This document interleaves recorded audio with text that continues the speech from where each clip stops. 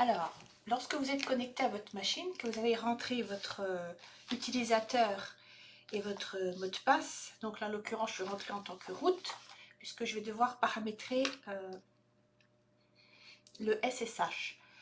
Je vous ai indiqué au début de la vidéo qu'il y a des possibilités d'accès suivant le groupe où vous êtes. Alors déjà, on va aller dans cdvar.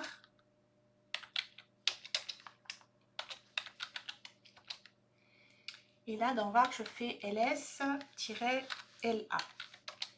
Et là, vous voyez que vous avez des lettres.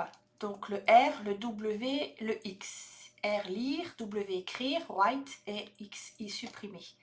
La toute première lettre, c'est un D. Donc c'est la route, en fait, c'est le super utilisateur qui, lui, il a tous les droits. Donc il est dans le premier groupe.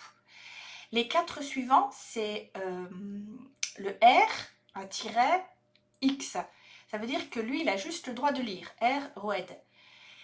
Et le troisième groupe, lui aussi, il a le droit que de lire.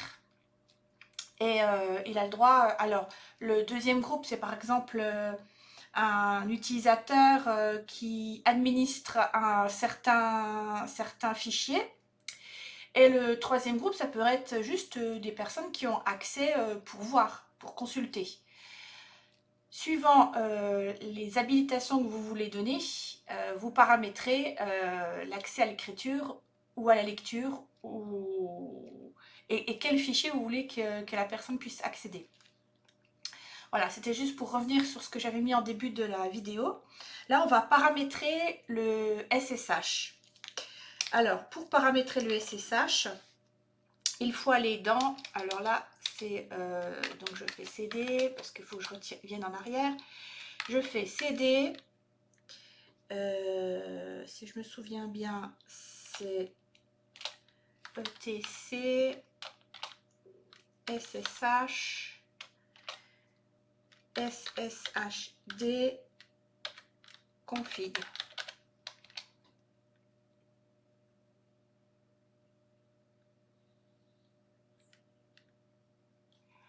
Alors, il dit que c'est pas un dossier.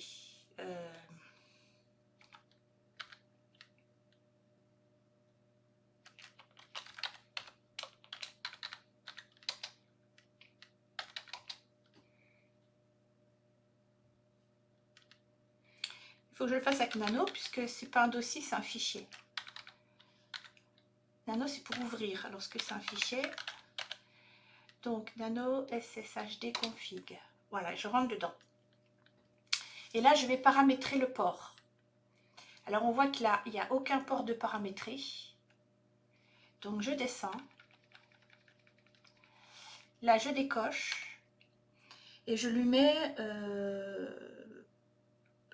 port 22 pour l'instant.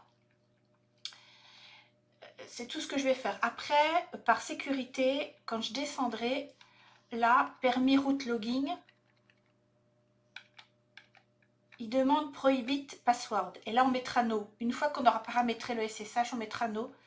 Parce qu'en fait, là, n'importe qui arrive à trouver le login du root peut se connecter et aller trifouiller dans le serveur. Normalement, par sécurité, on met no là. Et ensuite, ben, on fait CTRL O, on fait entrée et CTRL X. Voilà, je suis sortie. Une fois que ça c'est fait, donc on a paramétré le port 22. Là-haut, il faut que j'aille configurer le réseau. Donc là, c'est en Advanced, et là, je fais redirection de port. Je fais un plus. Là, je vais en mettre 2. Là, je vais lui mettre un nom. Je vais mettre SSH. Ensuite, c'est TCP, on touche pas. Là, on met 127.0.0.1. Alors, pour savoir, en fait, on va voir dans... là, je peux faire CD, on s'en moque où on est. Et là, je vais faire IPA pour savoir mes adresses IP. c'est bien 127 en local 127.0.1 et ensuite en Ethernet c'est bien 10.0.2.15.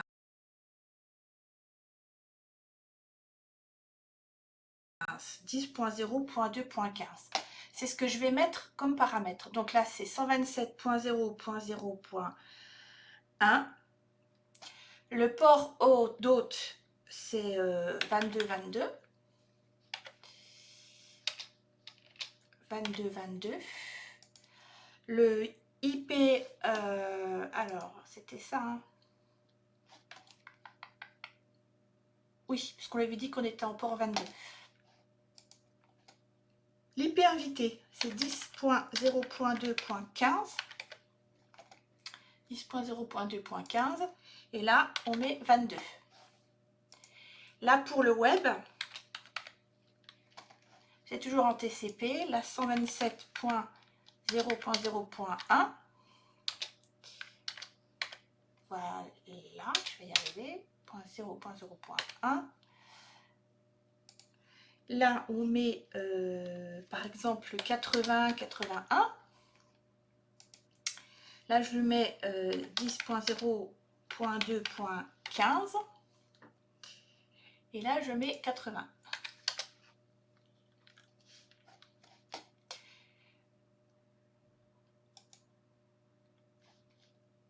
Si on veut changer le port, parce que tout le monde utilise le port 22, on peut changer de port par sécurité. Donc là, on fait OK. Je vais relancer la machine. Non, je vais essayer pour voir là si ça fonctionne. Donc là, on va retourner dans le SSHD-config. Donc je fais un CD etc SSH nano SSHD config. Et là, on a mis port 22, on va pouvoir descendre et lui mettre un autre port. Par exemple, je veux mettre, faut que ce soit un port disponible, je vais mettre 78, 78. Alors oui, il ne veut pas les chiffres du pavé numérique. Voilà, 78, 78. CTRL O, je valide, CTRL X et je sors.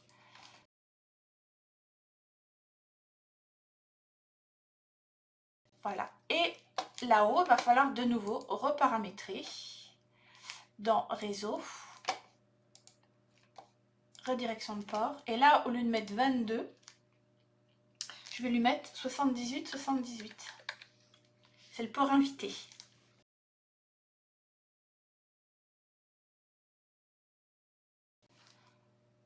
En fait, c'est une redirection qui permettra d'accéder à votre machine depuis votre ordinateur. Étant donné que le site, il est pas enfin votre machine, elle n'est pas en ligne, elle n'est pas connectée à votre monde extérieur. Elle ne fonctionne qu'en local. Du coup, il faut refaire une redirection de port pour simuler comme si vous l'interrogiez de l'extérieur.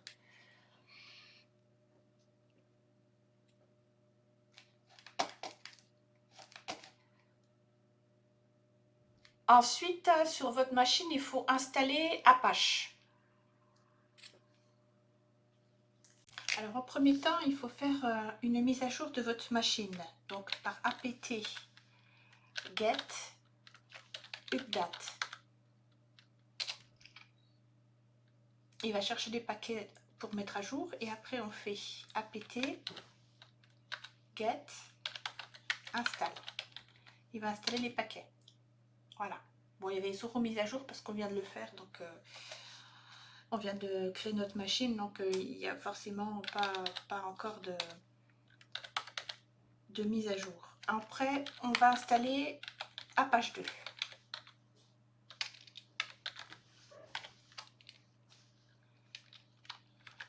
Apache 2.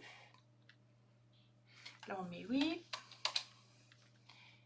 Et il va installer tous les paquets.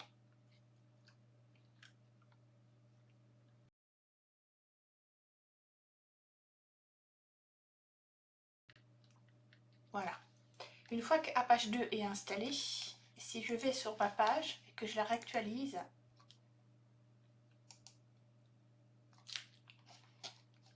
Non. Alors, ça ne marchait pas parce que le port 80-81 n'était pas libre. Donc, dans ma machine virtuelle, dans configuration, réseau, j'ai rectifié et j'ai mis 80-80. Étant donné que 80-81, elle doit être utilisée pour autre chose et ne peut pas être disponible pour cette machine-là. Et en mettant le port invité 80. En faisant ça, donc je l'ai éteint, j'ai rallumé le serveur pour qu'il prenne bien en compte ce changement. Et quand on fait 127.0.0.1 2.80.80, puisque Apache est installé, vous avez la page d'accueil de Apache 2, il marque bien Debian, qui s'affiche. Ça vous permet de voir d'avoir des informations concernant l'arborescence de Apache 2. Vous pouvez aller voir la doc dans httpd.apache.org/docs/current. Ça, c'est la version 2.4 parce que la 2.2 elle est obsolète. Et là, vous avez toutes les informations quand par exemple vous voulez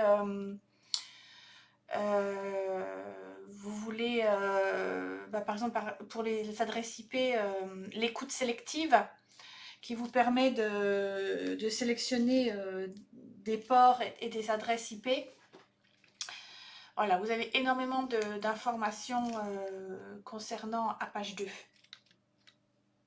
Alors cette page donc d'accueil de Apache 2 vous explique où est située la page HTML qui permet l'affichage. Donc elle se situe dans le dossier var, sous-dossier www, sous-dossier HTML. Pour pouvoir le visualiser avec Nano, c'est pas possible parce qu'il faut qu'il y ait une syntaxe de couleur et il faut utiliser Vim. Donc on fait apt get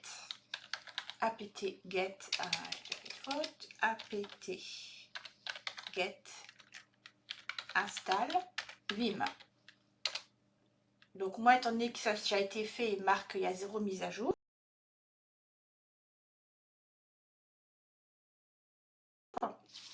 Ensuite, on fait on fait Vim.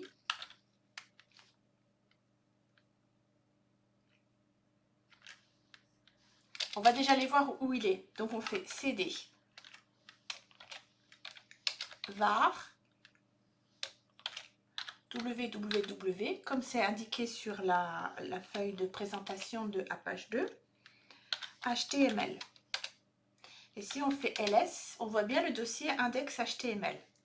Donc on fait v index.html et on arrive sur la page. C'est ça qui permet l'affichage de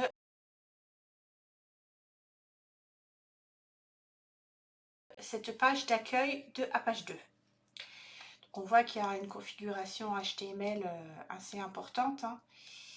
Voilà. Alors, dans Vie, il y a des commandes différentes de Nano. Lorsque vous voulez quitter la page,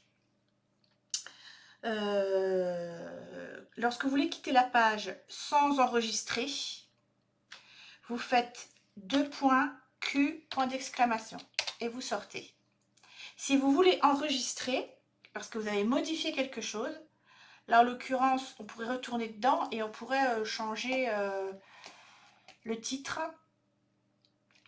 À ce moment-là, vous faites 2 points Q, et là vous enregistrez avant de sortir. Donc là, le cours est fini sur Apache 2.